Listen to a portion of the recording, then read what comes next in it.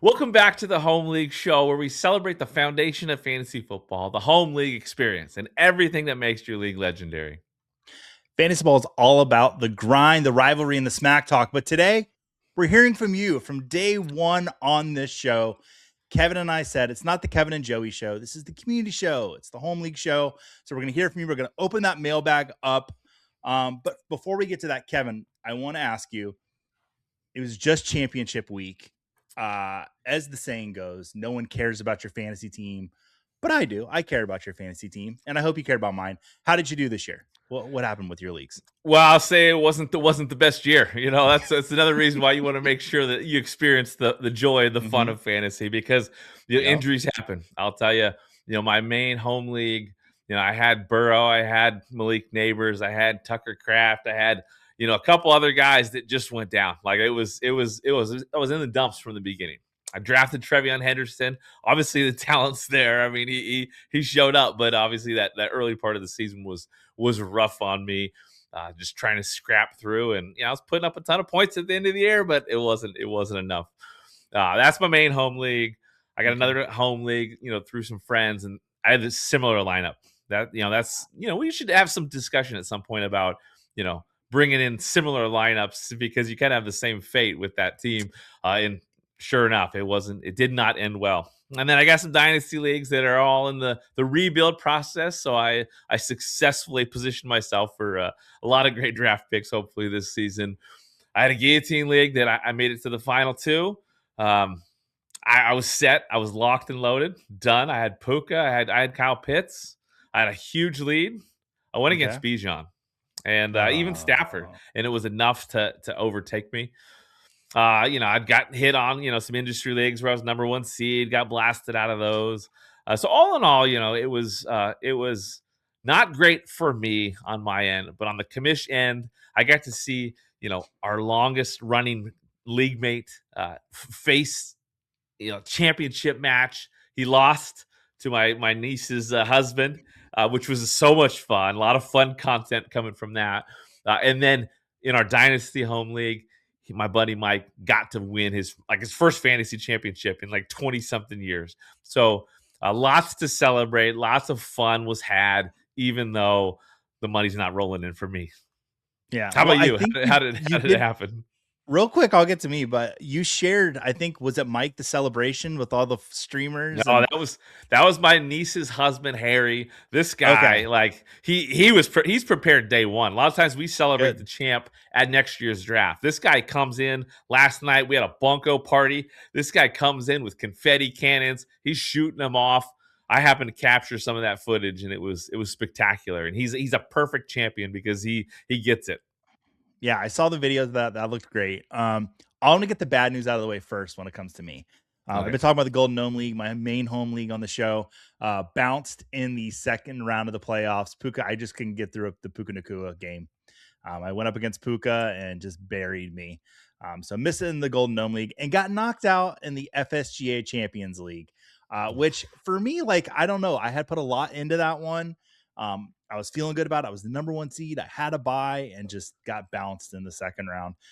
But I did win 3 championships this year. So pretty excited about that. One of my oldest home leagues I got invited back to with my friend. I don't get too personal, but he passed away. And so I went back and I took his spot over for his stepdad. And he left me Bucky Irving and Brian Thomas Jr. On his team and won it in his honor. So that was really cool to win that. And I won it as the 6th seed. So you know how I put a little message out there, like when you're the 1 seed and you get bounced, you're like, this whole game's idiotic. But when you win as the 6th seed, you're like, this is the best thing in the world. Well, that's So the yeah, thing. Yeah, with sorry to interrupt, but with Harry, that's the thing. He is yep. second year in a row, our 6th seed, awarded the high points, gets in, wins the championship. So carry on. Yeah, no, and so yeah, 3 championships, super excited. And I was talking to Kevin before the show. Money's not the most important thing.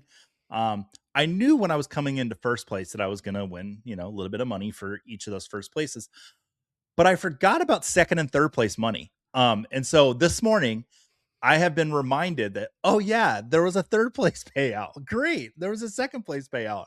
So not that like I'm rolling in the dough, but my bankroll keeps going up a little bit over on League Safe. So It's a plus uh, plus. I love it. Yeah, it's been good.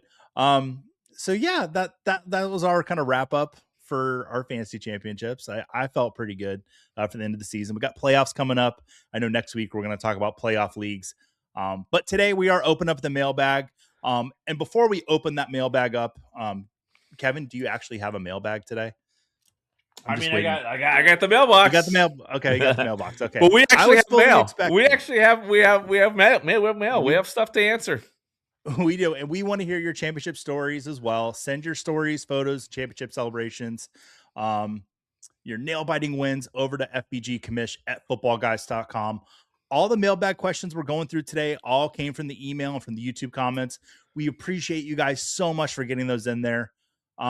Kevin, I think you have the first letter. Why don't you go ahead and open that up for us? Yeah, we're gonna rip right into this letter, but first, like you said, we want to hear your stories, right? This is what it's Mhm. about. We love. I personally love so much the celebration of fantasy championships, the stuff people do out there. It inspires me to bring it into my league or to change this or change that.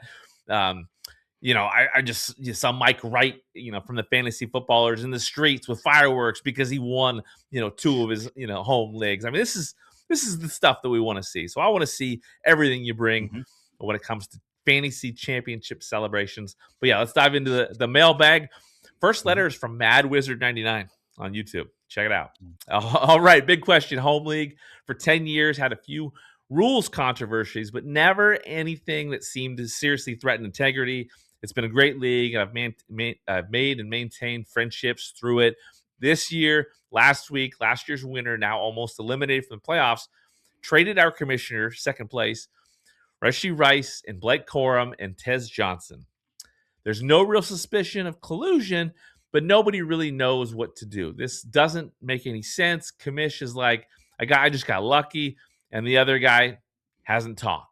Last bit, it's a two keeper league, and for two reasons, Rice is probably the best keeper this year.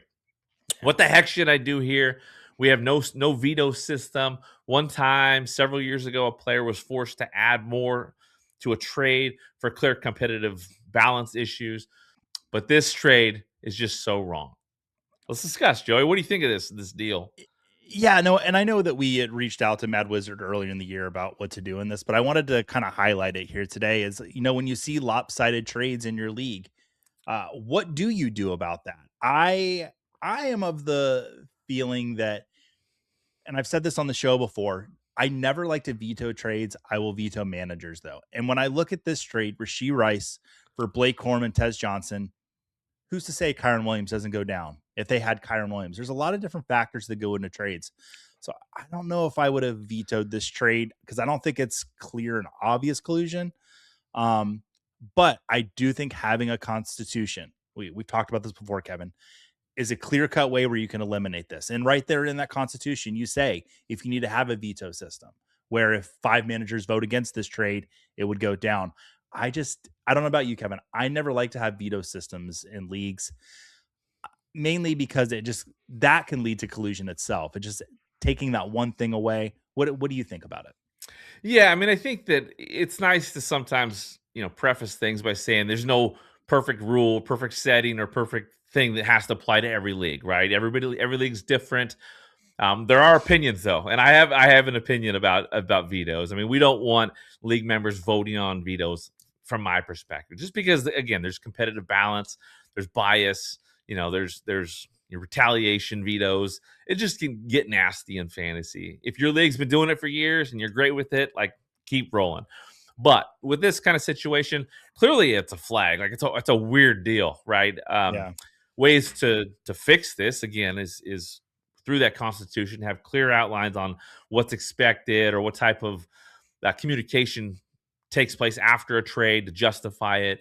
An earlier trade deadline would have made more sense, for a situation like this, like right before the playoffs. A deal like this, a little shady, a little strange. I would Mhm. definitely go to that second manager and see what his goal was for acquiring Blake Corum or Tez Johnson. Clearly not, um, you know, massive desire for those guys in for a keeper setting, unless the rules are really unique or Yeah. significant. To sway maybe a Corum, I don't know. But like you said, if he has Kyron Williams, maybe he's trying to maybe he's trying to handcuff him before the playoffs. We don't know all the details, but in general, any trade issue, hitting it in advance, with again a clear constitution, clear expectations, just communicating to the league what is expected with trades. It really helps in the long run. With this, if it's kind of a quirky one-off, it's easy just to kind of let it slide and yeah, then kind of proceed with some caution with the commissioner, kind of get his or her clarification on the matter is something I would do. Okay. Something you hit on, I want to kind of touch on. You talked about a trade deadline. What is your preferred trade deadline? We'll do in a redraft league and in a dynasty league. Um, what about a redraft league? Where do you think the trade deadline should be? Around Thanksgiving? Yeah, I like earlier deadlines just Okay. to prevent tanking, right? Yeah, and collusion. It's one of those Mhm. things. Again, I don't necessarily suspect my league members to collude and cheat, um, but it's just safer to have an earlier deadline. When people are still competitive, I don't want.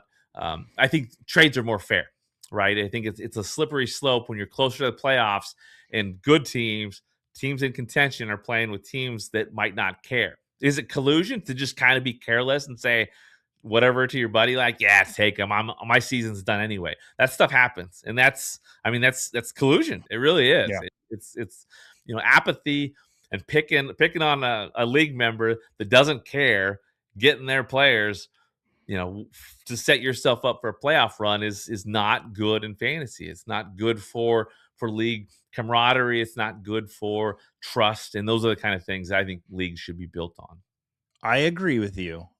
With dynasty though, if you Oh had yeah, the same different, philosophy, I might disagree with you. 100%. Because when there's something to play for after the year that you're in, I don't I'm in some leagues that I don't have trade deadlines. And I'm a little like, oh man, like trading in the week of the championship. That just for me, I would like a trade deadline in a dynasty league or a keeper league where you're playing into next year and years in the future. I would say the week before the playoffs start. I'm very comfortable there. So this year would be like week 14. Like that's your trade deadline. Um, For where if you dynasty. want to, yeah. Now, do you think there should be no deadline in So dynasty?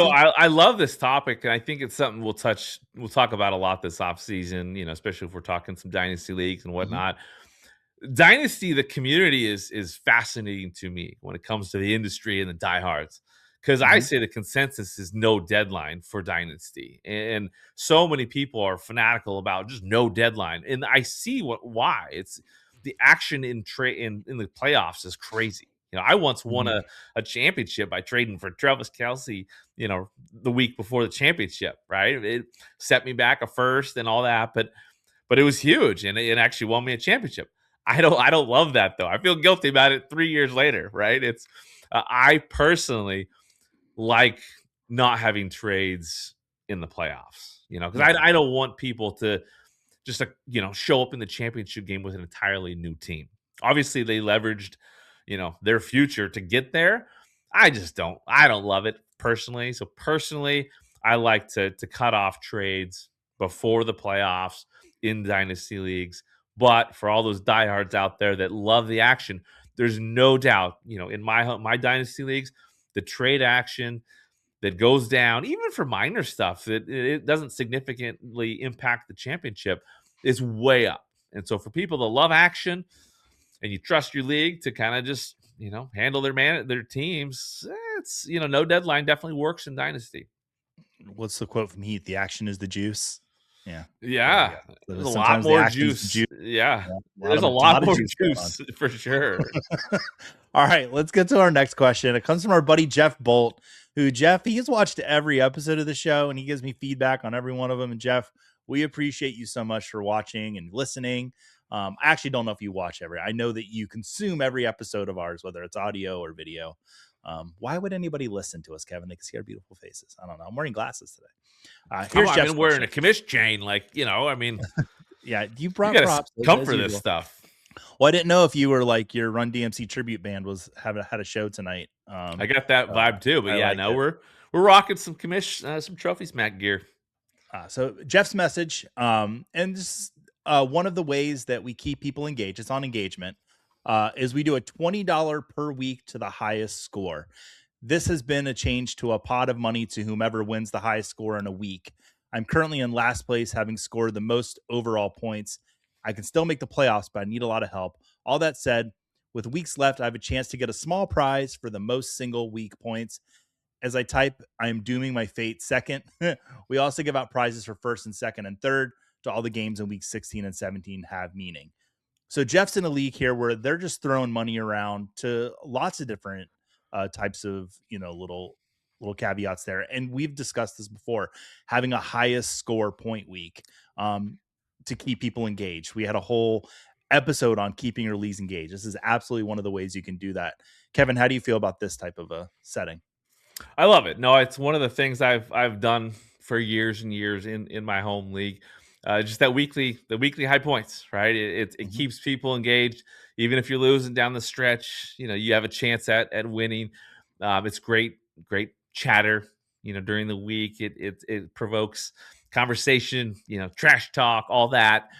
I will say, this year we switched it up. So Okay. instead of doing high points every single week, because we've been doing that for 10 plus years, we mixed it up. So week one was high points, but week two was the smallest margin of victory. Week three was the highest score and a loss. Week four was the team that outscores the app's projections the most, right? And then back to high points for week five. Week six was high points. Week seven, every league member predicted their own score, and the closest to that predicted score won the prize that week. Week eight was the largest margin of victory.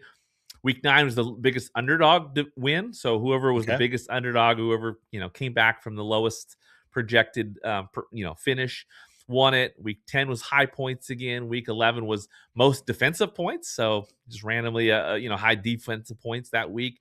Then we went back to high points again, and then we finished that week 13 and 14. Week 13 was the highest running back and highest wide receiver score combo, right? Which was Okay. kind of fun. And Yeah. then back to high points week 14. So it's fun to mix it up. I like the high points. I mean, to me, I like to give credit to those that are performing and doing what you're supposed to do in fantasy, which is score points. But adding those wrinkles was a fun touch, and I think everybody really appreciated it. Kevin, I'm not going to tell you what to do, but as you were discussing all this with me, I was like, I wonder if Kevin laid them out in advance. If you did not, I would imagine, did you put these on a wheel and you spun a wheel every week to pick a new thing? I like your imagination there. We did not put on a wheel. That Okay. would be so much fun. I think There you go. I love Put it this. on a wheel. This is the point of this show. Yeah. Joey, like raise the bar, right? Think outside Yes. the box, right? I'm going No, to buy a wheel right now. I love it. I outlined this in the beginning of the year. Everyone knew what they were getting into, but that's Okay. phenomenal. Right? That is amazing, right? You have a prize that gets awarded either, you do the wheel, at the beginning of the week so everyone knows what they're getting in, or after the week is complete, roll the Yeah. wheel and see who won, right? You can go either way, but that's the key. That's engagement. Yep. Shout out Russ Fisher. He uses a wheel for our Harry Potter League. And I've mentioned the Harry Potter League on the show before. We play in houses. So all of your matchups, you're earning points for the house. So you're playing as like a group of 12, although you're playing, it's crazy. There's 4 houses and whatnot. But every week you get extra points based on the wheel. So like, I think it's called the Wheel of Destiny. And, sometimes the house will get 2 points for most points scored or closest margin of victory and things like, yeah, it's just a really fun, these different little aspects to keep people engaged that might just be completely out of it. Because my team, I took over as a dynasty league in the Harry Potter League. I took over a team that needed to be rebuilt, but every week I was still playing for something because of that darn wheel. So shout out Russ. Shout That's out right, Russ the Fisher. I mean, wheel. that guy, Yeah. that's a commission right there. That's a true commish. Absolutely. Next up, Bill M. Bill. Bill M wrote in to talk waivers and give a tip to commissioners. He says, we also do keepers with fab, waiver, free agent disputes, or final, which could be detrimental to your team when it involves a keeper. At the end of the day, the commission needs to be vocal about everything. Never stretch league rules and follow suit. Don't reverse anything unless the league speaks. What do you think, Joey? I like see what Bill is really honing in on here is communication, and I am a big communicator when it comes to my leagues. They've got this established there. We do keepers of fab, but the commissioner needs to be vocal. The league needs to speak. Yeah, just keep me communicating. I like how this is set up. I agree. If you're doing keepers, there needs to be more than just a continuing rolling waivers to determine who these free agent pickups are going to be. So, Bill, I like the way you're doing this. I think it's the proper way to do it. But yeah, don't reverse anything unless the league speaks. It sounds like you've got a league that's already in good communication. So I think you're in good standing here. What do you think, Kevin? Yeah, you never want to change rules or do anything that changes what people bought in for, right? So the off season is the time to discuss, things that work, things that didn't work, and have open conversations about what you might want to add to a league. And everybody, not just the commish, has a chance to provide feedback. Obviously, the commish, has a chance to say no, or depending on Yeah. how the setup is, you guys just run the league together, and that's wonderful. But the key is communicate clearly, document what you're doing, why you're doing it, and if everyone has clear, transparent picture of what this league's about, I think that you're not going to run into the same kind of problems that you do when things get changed on the fly. Do you think Fab is the best way to do waivers in general? I do, yeah. I mean, I Yeah. think that I don't. I think that there's a strategy. It's an auction, right? That's the Hmm. key way to do it. You got to manage. It's you know gameplay, right? You got to manage your budget. You got to see how it works. You can some people spend a ton early and just try to get someone on their roster that they can use for the whole season. Some people are really picky and try to strike when it's hot. Different ways to do it, but it adds strategy. Waiver, like a rolling list, is it's fine. It works. It's definitely better than reverse standings. Yeah, That's the worst in my book, right? Anytime I you agree. are awarding the 12 team to get the top waiver wire pick, I don't know what you're doing with that setting. So yeah, I Yeah. think Fab is the way to go. And also, like Bill hits in on here, is like communication is important. We brought Fab into my home league for one season, and everybody hated it. Mhm. They like continuing rolling waivers, and it's like, you know what? Sometimes when something's working for a group, let's not break what's working fine. So it was just a little too much for that league to bring in, and we went back to continue rolling waivers, and no one's complained since. Well, and there There's is definitely a strategy. strategy to it. Yeah, there is So, strategy with being patient and not, oh, obviously, I'm so once that terrible with that it. waiver wire rolls through and there's some free agents, that's when you tap into getting players. There's strategy. Yeah. The person making 50 to 60 free agent transactions a year, like myself, has trouble with continuing rolling waivers because I have no patience whatsoever. When that gets to single digit, when I move from like 12 to 9, I'm like, all right, got to use it. Let's go. Yep. I love it. All right, next question is from Nemesis. And I need to like kind of point out with Nemesis, when he sends the emails, he's got this really cool email signature that's like Nemesis and it's like graphics and stuff. But the dude's super nice. I don't even know his real name because he just goes by Nemesis. But he's our friend at the show. So if anyone's against him, I feel bad for you. He's got a question about the IR spot and is it ruining the fantasy experience? So the question's really simple. Is it time to allow doubtful players into your IR spots? Kevin, are we letting the doubtful people sneak in there? Oh man, I mean, this is a long conversation. I don't necessarily have a huge opinion on it. I think that I see the point. I see the point he's trying. Nemesis is Mhm. trying to make. And it is true, obviously, with these injury designations, it's tricky, um, doubtful. Is it would I like if I had to make a decision, one or the other? I like it because doubtful is most likely not playing.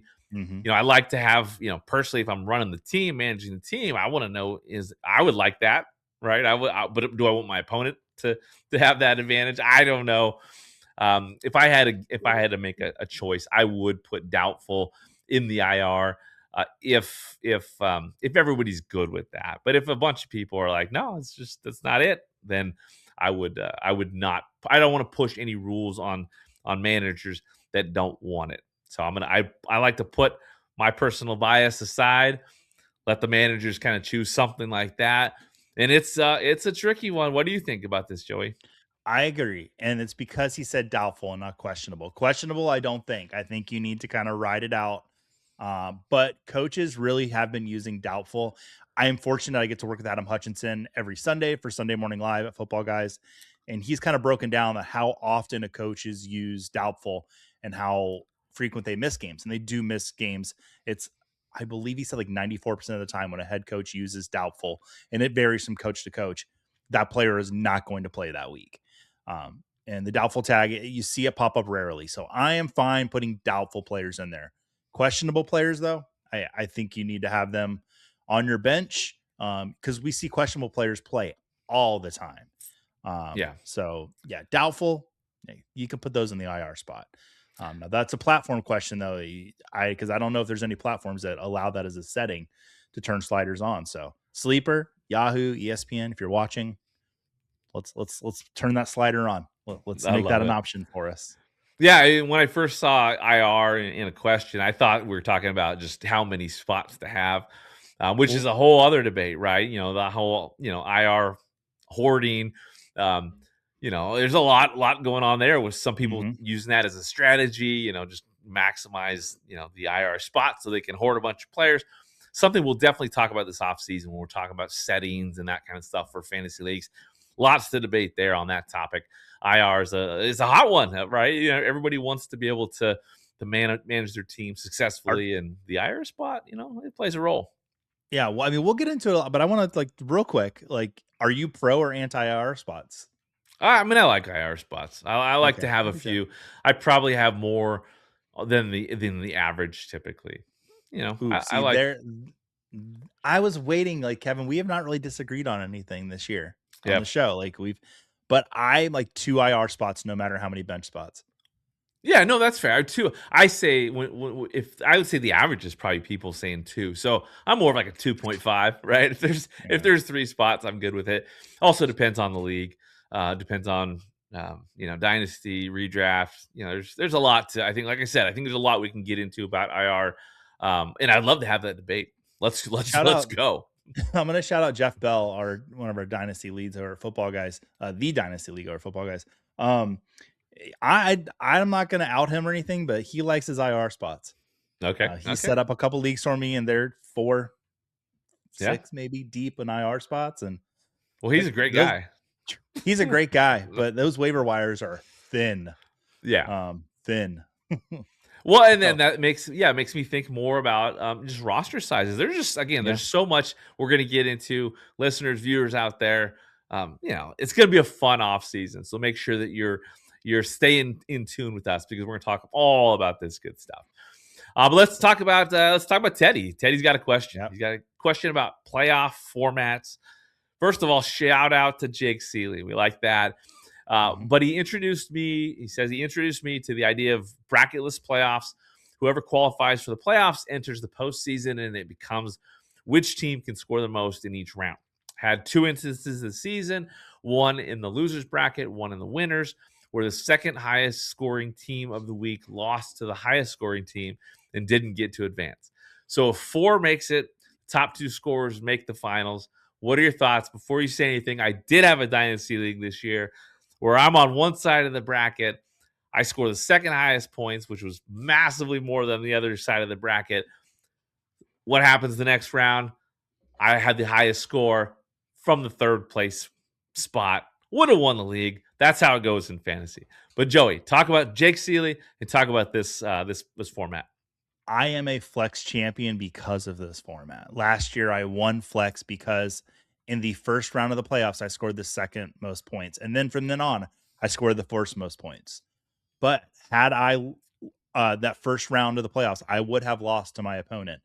It is my favorite way to do playoffs. Where in the first week, the first and second team in the standings get a first round bye, and then those four teams are in an all play format. Two highest scoring teams move on. And then in the second week, it'll be the two highest scoring teams moving on. The final week, you'll have a championship matchup as normal. There's so much not luck, but getting to the playoffs for me is the real skill in it. Once you get to the playoffs, I feel like there is a little bit of luck that comes in there. Yes. I don't like punishing those teams that work their butts off, those number 1 seeds that earn those buys and just run into a tough matchup in round 2 when they would have scored the second most points. I like having that championship feel like a championship. I'm very pro this format, and I've been on the other side of it too, where I would have won my matchup that other matchup was just those 2 teams were 2, wagons that just had great players and then they move on and I miss out. Well, you know what? I'm okay with it because I think this is the fairest way to do a playoff. Is it the most fun? I don't know. You've got 3 opponents instead of 2, instead of 1, so that's fun. Yeah. I like it. I prefer it. What do you think, though? Well, you can certainly frame that like you said, you got 3 opponents. It's true. Yeah. You can frame it with, weekly content around the fact that it's 4 people going against each other, and pump that up like it's a matchup and get that same feel of a head-to-head matchup. I love it. I don't think it's for every single league out there, Mm. but I respect it. I respect Jake Seeley. He's a great man. But I think it makes some sense. Like you Yeah. said, playoffs a little more lucky. It's true. If you got a 14-week season, 14 weeks to kind of, hash out the standings. Less luck to determine, who's at the top. Playoffs are 3 weeks. I mean, it's a Yeah. 3-week playoff, in most leagues, right? Like that's a lot of luck to get through. So obviously, you get first round buys. That helps. I don't know if you do something where you have those first, those top 2 teams get buys, and then have that first round of the playoffs where it's not the top 2 teams that earn buys. They handle it that way to move forward. If you have a 6-team playoff, I kind of like that as a kind of a bridge between the Mhm. two settings. But it's certainly fun, and again, it comes down to what does your league want? What can they be sold on? If you can sell them on a fun idea like this, and explain why, and then inject some of the engagement that makes it fun. I don't know why people wouldn't want to participate in something like that. I get the other side of it, like, where if it's like a home like my main home league, if I introduce this, they'd be like, "No, we like the matchups. We like that one-on-one matchup every week." I completely get that. Yeah. And, that's one of the, foundational elements of the show is that home league. But we do talk about other types of leagues too, and I think if there's a league where there's, let's say, money on the line, I think having an all-play playoff might be the most fair way to feel like the people that worked hard all season get what might rightfully be theirs or might not rightfully. I don't know. But yeah, I think if money was involved, I would prefer this format over pretty much any other. I love it. Saying someone that's played in it. So from experience. So cool. All right, let's get to our next question. Adam has got a question about inactive leagues. I'm in a league that frustrates the sorry Joe hell out of me. It's a friend or home dynasty league, but 70% of the league is inactive. They don't respond to trades, don't always set lineups. Do you have a suggestion to inject life into this league, or is it maybe best just to let the league die for a bit and maybe come back at another time if there's more interest at a future date? I think there's a lot of really neat aspects to this question. I actually want to hit before we answer the main part. Is it ever okay, Kevin, just to let a league die? Absolutely. Yeah, some leagues Okay. need to die. And I say spin off, right? Like find, Okay. the 4 people in that league that are active and go start a new league. And you can even do it while that league is dying. Even if that league takes 3 years to die. Hmm. Spin off another league, build that one up. Find people that want to play, find people that want to be engaged. So of course, yeah, some leagues. I mean, people's lives get busy, and the last thing you want to do is just drag out something that's not fun for the majority of people. Fantasy is fun. You can create a Hmm. league with some of those people and some new people and have fun. So the fun in fantasy is going to be there. You just got to create it, and so leagues sometimes do just kind of have to die. But you're almost speaking of like a Frankenstein. Like, don't let it die, but like maybe let it die, but then resurrect parts of it. Take an arm, take a leg, 100%. and start sewing them together to create like a perfect league. I like that. I like that. So Adam, in this, like, let's give you some suggestions on how to, keep it engaged. But if 70% of the league is inactive, I would say let's like Kevin said, let's spin this league off. And I said Frankenstein it because I just watched that movie the other week, and there was lots Perfect. of snowing of body parts, but it I all love it. works. So But yeah, what are some suggestions we can do to get the league? If 70% inactive, let's get them in there active. yeah, An earlier suggestion from Jeff is have weekly scoring. That could be yeah. something they could do. Yeah, so first things first, I would get the commissioner's playbook. I think that's gonna Oh, be a great boom. a great guide. Boom. A great guide for you to help figure out ways to make the league more fun, maximize engagement. Listen to this show, Hmm. get on the show, consume the episodes, find ideas to inject into your league because that's what you want to do. You want to inject fun into your league, make it more interesting for people, more engaging. Again, if the group of people aren't the right people for a fun league, create a new league, create a spinoff. But if you Okay. think those people, because again, these are, it's a friend and home league. I mean, these people you care about, I would uh maybe take them to the fantasy football expo, right? Ooh, Get these people more passionate about fantasy football. That's a huge plus. But specifically, you said it's a dynasty league. Sometimes dynasty leagues do this, right? Sometimes dynasty, people get more apathy when their teams can't be rebuilt because they're so bad. In some leagues, just some people just dominate that league, and it can become an environment just like this: inactivity. People just play because they're just, it's just what they do.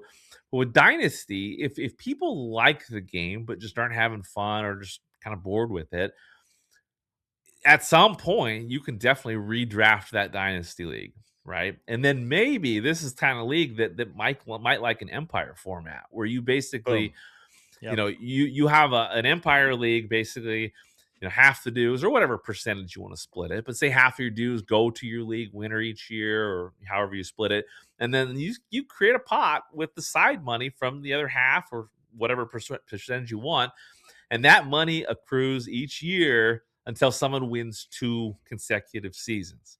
And then when that happens, the league's done. You can restart it, which is great. Yep. But I think, you know, there's a few things with this. Again, with this dynasty league, so maybe dynasty's not for this group. Um, That's a good point. a redraft might be a little more kind of just a refresh that this league needs. In fact, I would say right away that's the easiest solution is just make this a redraft league instead of Okay. dynasty if people aren't active. But changing the dynasty format, giving people a little more incentives to be involved and go after that empire prize is a great option for you. Okay. I want to pull the curtain completely back here on Okay. the communication of it. If you're going to let this league die and you're going to just want to take away 3 or 4 people, do you privately message those people? Or do you send a message out like, hey guys, this is not working out? We've got some people just not showing up. We're going to go ahead and close this one off. But, if anybody would like to join another league, let me know. Or would you message people behind the scenes like, hey, listen, Frank is really just not participating, and so is his brother. I'm gonna start this other league. Do you want to join? Yeah, I mean, trash talk is great in fantasy. So going individually to people and just bagging on everyone in your league, Yeah. like that's a great way to do it. No, no, I think individually is good. I think it is best from a commissioner's perspective to talk to everybody. Say, hey, what are you thinking? How are you feeling about this league? What are your expectations? What do you want from it? Do you feel like it's going the right direction? Feel like there's a little inactivity. What can we do? Should we change it? I would just go to every single person individually. I think if you go to the whole group, it I don't know, it's kind of a negative topic. It might be, Yeah. misinterpreted as kind of a complaint. People might just take it as an opportunity to whine and complain as well. I think individually going to people and kind of just getting their true feelings and expectations about the league. What if everybody in your league is just thrilled with it, right? They Yeah. love the slow apathy. They love the just kind of like we just return and we contribute our money. Like Yeah. maybe Maybe you're the 95% problem, of the league. Adam. Maybe you're the problem. Maybe you're the one person that cares. And if everyone else is having a great time, Yeah. you need to find another league, create another league on the side that has your kind of people Yeah. that want to have more fun. So Hey, listen, that is how, like, in a lot of ways, my origin of fantasy football began. Is I love my home league. Absolutely love it. I love those guys. But I was needing those people that were waking up at 4 a.m. to grind the free agency once waivers cleared. Like I was needing to find those people because I'm like, these are who the people I want to compete against. I love being in my home league, love competing against them, but I need to find a different avenue. And so, yeah, like maybe just need to find some different people too. So Yeah, I cool. mean that's Kevin, we've got one question left okay. from our viewers. And I just want to remind everyone, please, this will not be the last mailbag we ever do. I'm having a blast just getting to these questions and hearing from everybody. And we've received your comments and your support, and we appreciate that. FBGcommish@footballguys.com. Send us those emails in. Kevin, get us our last question. Yeah, we got a no name, no number, just a person that needs answers, right? So it says during this playoff run, I secured second place and had a bye secured. I was looking to pick up players for week 16 and 17's final run. The issue is that I have is there was too many injured, or what does it say? I had too many injuries, forced me to drop my kicker, and I played without one in week 14. I played the sixth place team who was tied by record with the seventh place team, but led in points scored. So I didn't want to throw the game and block out seventh place. I care about league integrity, but I also want to win. The projections rang true, and I lost by a lot, which I would have with the kicker in my lineup. I spoke with the commish to get ahead of the situation, but I'm curious how you would handle this. I think everyone should start a full lineup every week. I don't like holes in the lineup. I just think it leads to discussions down the road that we don't need to have, that I've been involved in, of like, well, he didn't set a full lineup, so really, it just, at the same time, if there's not a rule against it, I don't know if you did anything wrong. I'm just speaking of the leagues I play in. Like, you have to have players in every spot. But if there's not a rule against it, I don't think you really did anything technically wrong. I frown at you. No name person. The reason that we can't say the person's name, I want to just point this out, is they sent us an email and I think it was their phone number. So I didn't want to dox them on the show. Because I don't know. They didn't leave a name. It was just a phone number. So. I love it. Well, we'll call you. We'll call you in a bit after the show to give you our true opinions here. But until then, I mean, I think Joey's right. It's kind of spot on there. It's, if there's no rule against it, your argument that this is strategy, this is what I wanted to do to set up my run. I mean, it's fair game. Frowned upon. Yeah, sure, definitely frowned upon, but certainly something that again should be in a constitution. I personally think, you should definitely set a lineup, right? When people are setting lineups with IR players and purposely losing, it's kind of tanking. It's kind of, colluding with yourself to position yourself in an optimal position. Not ideal, but if there's no rules against it, it hasn't been touched upon before. I mean, you didn't do anything wrong. So, and what's good, you talked to the commissioner and you told them your intention beforehand, which was great. That helps them again know that, hey, there was no rule about this, so they can say when people come at them hot, which probably will happen, that, hey, we talked about this. He informed me this was a strategy. It's kind of fair game. Perfect. All right, Kevin, that's the mailbag. It's closing up. We're pulling the zipper on it. It's closed. We'll open it again here soon. We'll pony that back. We'll pony it back. We'll pony back. There we go. We got to get it in one time every episode. If you've got any recommendations, any stories, send us videos of your celebrations, pictures, everything. Once again, FBGcommish@footballguys.com for all your future mailbag episodes. And just to say hi to us. Hey, I have one more thing to say. I totally forgot at the beginning. You asked me about my leagues. I didn't tell you. This is the first time ever consolation bracket winner. Okay. I'm winning the toilet bowl this year. And the celebration for the toilet bowl champion in my home league, because I won it, it's going to be extraordinary. So stay tuned next August. Lots to be fun with the toilet bowl. That also brings up more debate about what is a toilet bowl. A lot of people think it's one thing. I think it's another, but so much fun to get into as we proceed. We are going to definitely get into some playoff fantasy football because the season's not over yet. Your fantasy season's over. The regular season's over. Playoffs, championships have been crowned, but playoff fantasy, it extends things. It, keeps it fun. Helps you, enjoy the playoffs in the NFL a little bit more. So we're gearing up, we're ready for some more football. You can't, Whoa. you can't, you can't, you can't stop us. We're talking NFL playoff fantasy leagues. Joey's got the details on that stuff. Show what we're going to be talking about on that. Yeah, we're going to have the subscriber contest. We're going to go through that, but we're going to go through a lot of different other formats of different playoff leagues as well. I know our friends over at NFC are running some really cool contests for the playoffs that those will be live starting, I believe, Monday morning. So get excited. You can hop over there, but we're going to go through the subscriber contest next week. I think we're going to set a lineup together. So that'll be fun. But yeah, and that's going to do it for today's The Home League Show, where we're all about helping fantasy football leagues raise the bar, one draft, one tradition, one connection at a time. Great leagues aren't built overnight. They're intentionally crafted with care, creativity, and community. That's why we're here, to be your guide, to share ideas, inspire your next move, and help you build a league that doesn't just last, but thrives. Keep the spirit of connection and community alive.